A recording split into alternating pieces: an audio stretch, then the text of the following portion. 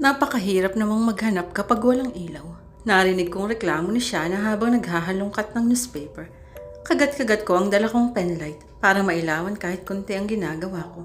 Kahit ako naiinis na rin dahil wala pa rin akong mahanap na essay 3 years ago. Gustong gusto ko nang mabasa uli ang article ni Mabel. Pero paano kung hahanapin kung nagkandagulo-gulo na ang pagkakasunod-sunod ng mga newspaper dito? Nakakainis. Amaya, tingnan mo to. Narinig kong tawag ni Daryl na nakasalampak sa sahig at gamit ang ilaw ng cellphone niya sa paghahanap. Kinuha ko ang penlight sa bibig ko at umusod ng konti sa kanya at tinignan ang hawak niya. Isang lumang-lumang version ng Sweet Echoes na ang nakalagay na pangalan ng Sweet Valley High School. Gosh, ito yata ang unang version ng essay natin. Bulalas ko. Kinuha ko kay Daryl ang kopya at pinasadahan ng tingin. Dahan-dahan lang, luma na ang papel niya at kaunting galaw lang ay mapupudpud na. Paalala ni Daryl. Hindi ako makapaniwalang meron pa nito rito. Tingnan ninyo at hindi na masyadong mabasa ang mga nakasulat dahil sa kalumaan. Siyempre ilang dekada ba namang nakatambak yan dyan? Sagot ni Catherine. Nilatag ko sa sahig ang school paper at inilawan ang gamit kong penlight. Pinadaan ko ng daliri ko ang mga nakasulat sa headline. Committed suicide. Nilapit ko pa ang mga mata ko sa newspaper at inaninag ang nakasulat sa naniningkit na mga mata. Sino ang nag-commit ng suicide? Hindi ko na mabasa ang unang linya dahil faded na yun. Kahit ang page kung saan nakasulat ang buong article ay hindi na rin mabasa ng mabuti. Minabuti ko na lang na buklatin ang mga pahina. May mga nakasulat na tula sa unang pahina na marahil ay gawa ng mga estudyante noong unang panahon. Nakuha ng pansin ko ang isang title. A Librarian's Cry. Nanlaki ang mga mata ko kung sino ang may akda ng tula na iyon. Kaya tingnan niyo ito, dali.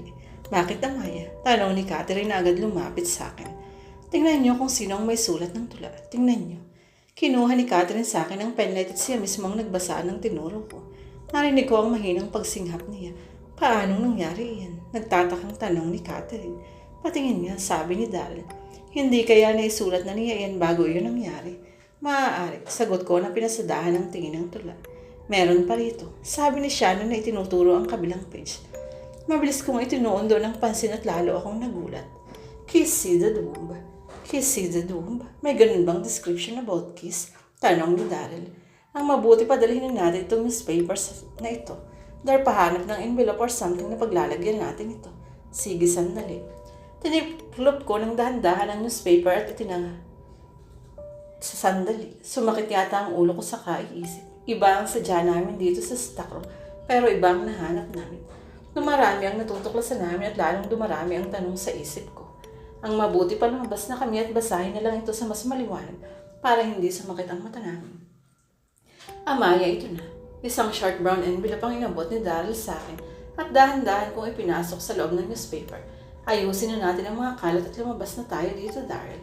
Pakitawagan na si Sarina na magkita tayo sa rubber tree. Okay. Pagkatapos naming ayusin, ang mga hinalungkat namin ay lumabas na kami ng stockroom. Kahit hindi namin nakuha ang article ni Mabel ay okay lang.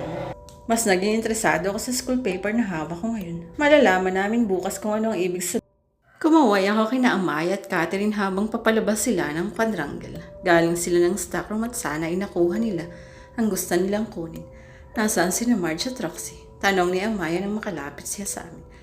Maya-maya lang ay humahangos na bumanang dalawa galing sa library. Nakita namin bumaba na si Ma'am Dison kaya expected na namin ni Chucks na maya-maya lang ay bababanin sila.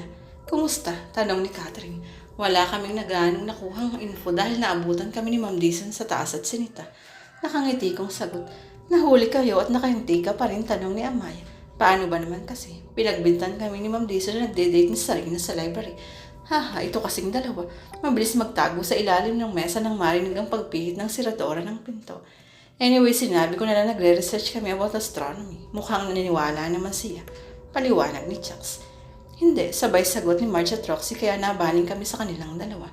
Narinig namin may sinabi si Ma'am Dison. She said she know what we're up to. Nagkaroon siya ng idea guys, since naiwan natin ang yearbook sa sahig at naka-on ang computer niya. Lugtong ni Marge. Oh sorry, hingi ko ng paumanhin. And you wouldn't believe what happened there guys. So scary na parang ayaw ko nang bumalik doon sa library. Nakakatakot. Kwento ni Roxy kina Amaya.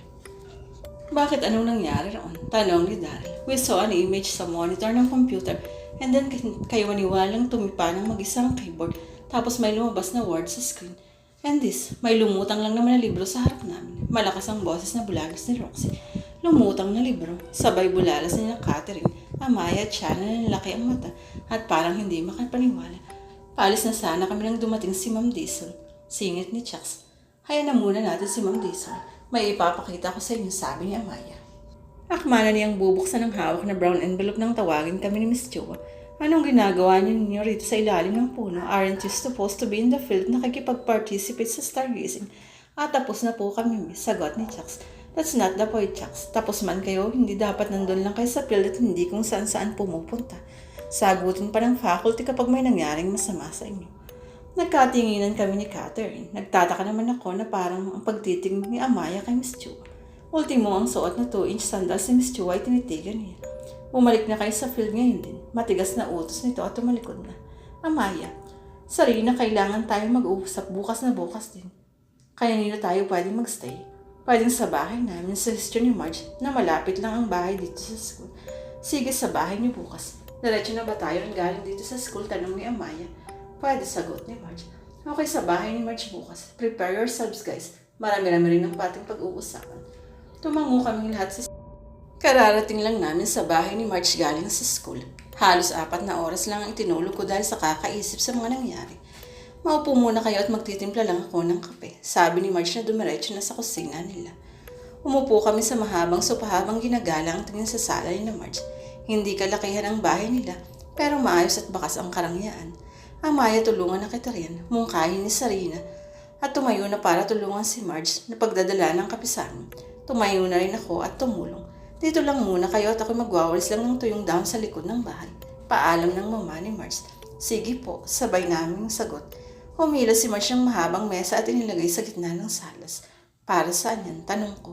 Mag-uumpisa na tayo. Gusto ko nang malaman kung ano ang natuklasan niyo sa stockroom.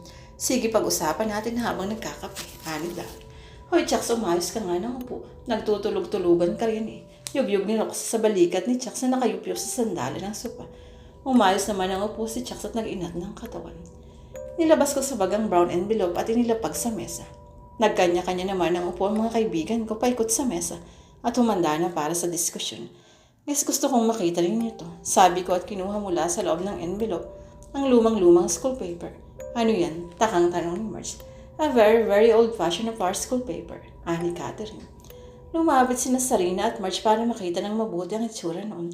Sweet Valley High pa ang pangalan. This is the name before Sweet Echoes, diba? Yes, Marge, tama ka. Sabi ko at binuklat ng dahan-daan ang unang pahina. Forms, sambit ni Sarina. Nakatingin pa rin si Roxy at Chuck sa pupungas mo pa. Itinuro ko kay Sarina ang isang tula na nagpalaki sa mga mata niya. How come? Siguro ay ginawa niya ang tula bago siya namatay. Posible pero hindi yun ang gusto kong sabihin, Amaya. Sagot ni Sarina. Yes, kundi ang title ng tula, A Librarian's Cry. Nakita rin namin ang title na yun sa computer files ni Ma'am Dixon sa library. Sagot ni Chucks. Tumango si Sarina. Ha? Pero si Karen ang may akda ng tula. Paano magkakaroon si Ma'am Dixon? Kung si Mr. Madrigal pa siguro maniniwala akong meron siyang kopya dahil head siya ng essay pero si Ma'am Dixon. Di ko alam. Ani Sarina na mahinang binasa ang tula. Every page is a cry to remember. Every page is a smile to ponder. There's a page where lost things go.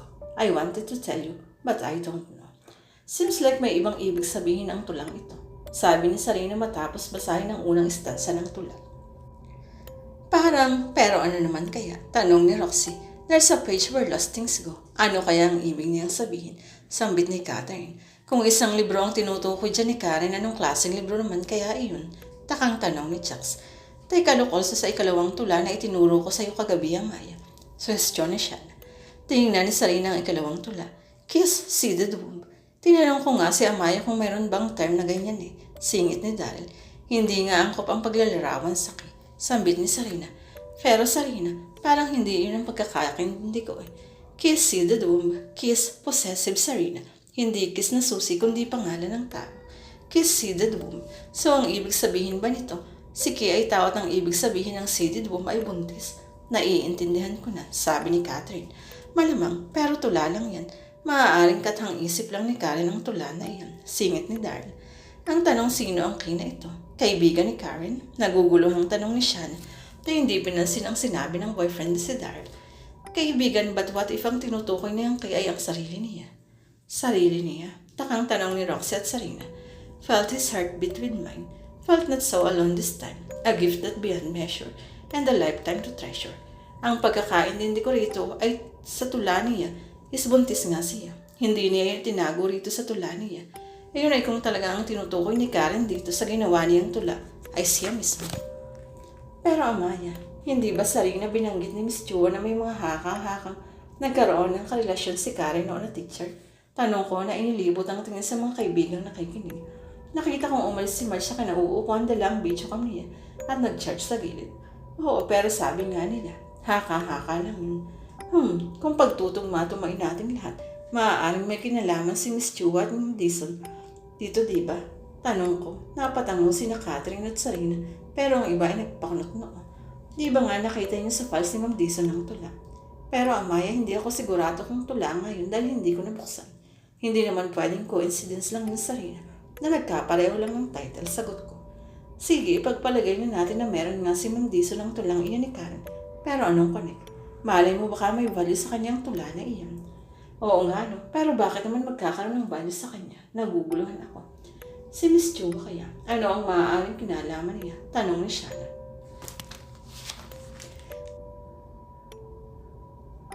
Kagabi kasi nung nandun kami sa stockroom, may taong sumilip doon mula sa bintana gamit ang penlight. Kakapasok lang namin doon nang makita ni Catherine ang anino niya sa jealousy. Hindi naman kami nahuli pero nung umalis na ron yung taong iyon, ay narinig ko ang tunog ng heels niya sa sementong nilalakaran niya. Obviously, hindi lalaki ang nagpunta roon dahil hindi naman nagsusuot ng heels ang mga lalaki. 3 lang naman ang babaeng teacher niya nandoon kagabi, diba? Si Miss Chua, si Ma'am Dizon at si Teacher Kat na alam kong hindi umaalis sa field dahil busy sa pag-alalis sa mga estudyante. Kwento ko sa kanila. Sandali, paano mo nasabing si Miss Chua agad? Sabad ni Marge, nung naiwan kami sa library ni Roxy at nasa ilalim kami ng mesa, nakita kong naka-heels din si Ma'am Dizon. Nagtanga nga ako kung bakit siya nagsuot ng heels, di ba hindi pwede sa buntis ang magsuot nun? Oo, nakita ko rin yun, sang-ayon ni Roxy. Ibig sabihin isa na kina Miss Chua at Ma'am Dizon na nagpunta sa stockroom? Tanong ni Catherine. Lalo yatang gumulo ang pinag-uusapan namin. Sino ba talaga kina Ma'am Chua at Ma'am Dizon? Nakakabaliw naman pala itong ginagawa namin. Pero di ba nung sitahin tayo ni Miss Chua, sinabi niya kung saan-saan lang daw tayo nagpupunta. Di ba Sarina, narinig mo yun? Tumango si Sarina. Kung pagbabasehan ng mga sinasabi ni Miss Chua sa atin, mas malapit siya sa posibleng may kinalaman o may alam tungkol kay Karen de la Cruz. Pero isipin niyo rin guys, nakaka-assign lang ni Miss Chua dito. Ano naman ang pwede niyang malaman sa kaunting panahon lang, sabad ni Catherine. Exactly. Kung tutuusin, hindi naman taga rito sa atin si Miss Chua, kundi sa kabilang bayan pa. At bakit si Rito nagpa-assign kung pwede namang doon sa kanila? Isa pa wala naman tayong alam tungkol sa pamilya ni Miss Chua, kaya huwag natin isara ang posibilidad na may kinalaman nga siya rito. Sagot ko kay Catherine. Sandali, may naisip ako, sabad ni Roxy. Hindi ba yung tula na binasa ni Sarina, yung mga there's a page where lost things go? Hindi kaya yun yung libro na lumutang kagabi sa harap natin sa library? Base kasi sa nakita natin nakasulat nun sa screen ng computer na humihingi ng tulong. Ang Team King hindi kaya binibigay na sa atin ni Karen ng clue at hindi dahil gusto niya tayong takutin. Maybe, sinabi kasi sa screen na tulungan niya ako. Then after nang lumutang yung yearbook na kinuha ko, maaaring konektado nga ang yearbook sa tulang ito. Sagot na Sarina. Paano naman ang mangyayari yun? Namatay na si Karen nang lumabas ang yearbook, diba? At wala namang infos na nakalagay sa yearbook, kundi list lang naman ang estudyante na graduate doon. Oo, Amaya, pero sinasabi sa tula na there's a page where lost things go. May napunit kaya sa pages ng libro.